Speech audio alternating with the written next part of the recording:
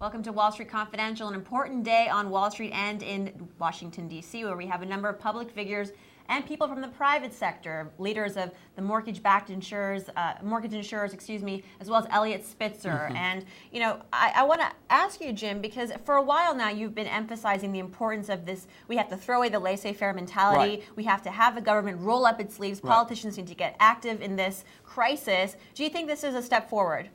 No. It's a bunch of Democrats going down and saying this. The Republicans are captured by a very different thesis from what we had in 1990 when you had President Bush totally energized to solve this problem. I think that there has been a major shift in government. I actually have a speech I gave in Bucknell. There's a link if you go to the Bucknell site about it, but I'm also posting it, trying to post it today on Real Money. There was a philosophic shift that Elliot Spitzer notes in his talk that started with Alan Greenspan, and that was that you must have total faith in the markets. It's an Ayn Rand philosophy. It's very Darwinist, meaning that there are people who are going to be left behind by the marketplace, but that should happen. I've compared this to the attitude of the Brits in 1847 to 1849, the Irish potato famine. Cecil Woodham Smith describes this perfectly in her book, The Great Hunger. And what happens is that the British had so much faith in capitalism and in laissez-faire that they allowed the people in Ireland to export more food than import, even as a quarter of the nation died. And that was the quintessential what goes wrong in a laissez-faire philosophy. Greenspan, Bernanke, many of the people in the Fed, to some degree the Treasury Secretary, certainly the President, believes that you shouldn't meddle with the market. Now, meddling with the market has more to do with the fact that there could be a collapse. We don't want to collapse. Now, they want to collapse, is my take. Or they don't think a collapse is the end of the world, is a better way to put it. If the muni bond guys go out of business, then I think that there could be a major dislocation of capital from Citigroup and from Merrill Lynch and some other guys who are real bad at this. And I think they kind of think that that's okay in the same way that it's okay that the Irish starve. Now, I use that analogy, and I'm sure they hate it because it's life or death, and this is not life or death.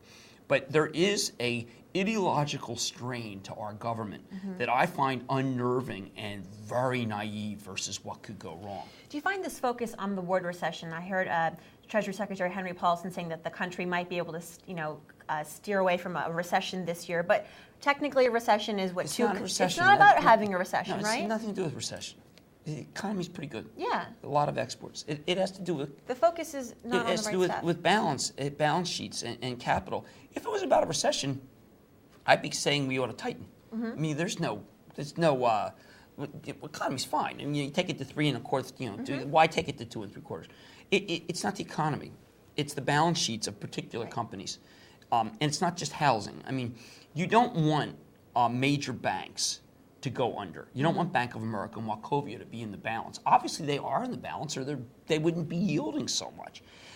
In 1990, we saw this, and we recognized we had to come to the aid of the banking system.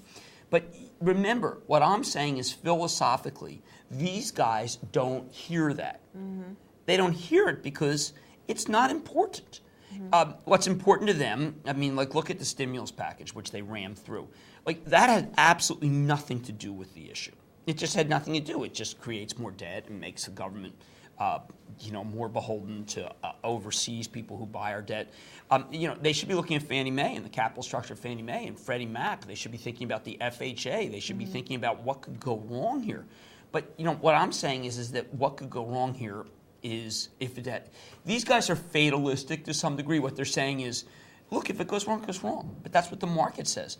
And I am against that because that, to me, is placing your ideology ahead of what could be for the good of the country. Jim Cramer, thank you very much. Again, we'll be hearing about 10 testimonies today on Capitol Hill. Stay tuned for all of that on TheStreet.com and TheStreet.com TV. Don't go away.